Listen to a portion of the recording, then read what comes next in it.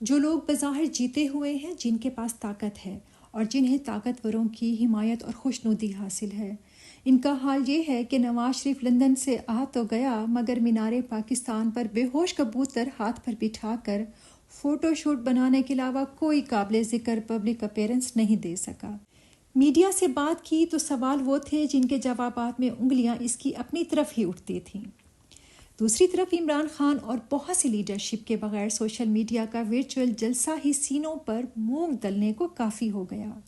عوامی شعور کا یہ عالم ہے کہ چائے کے کھوکھے سے مخالف مذہبی جماعت کے لوگ ووٹ مانگنے جاتے ہیں تو وہ کھوکھے والا کہتا ہے ہمارے لیے پاکستان میں سب سے بہترین کردار والا، سب سے بہترین مسلمان اور سب سے مخلص پاکستانی عمران خان ہے، ہم اسی کے ساتھ ہیں، ہم اسی کو ووٹ دیں گے۔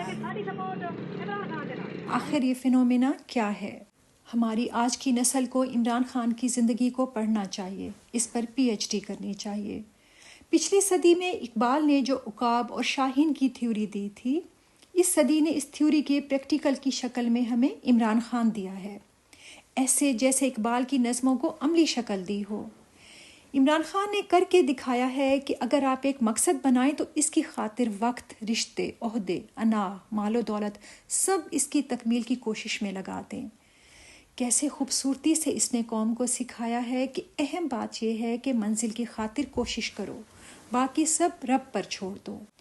آنے والی صدیاں اس ایک اکیلے شخص کی تگ و دو سے پورے 25 کروڑ لوگوں کے دلوں کے بدلنے کی کہانیاں سنایا کریں گی، انشاءاللہ۔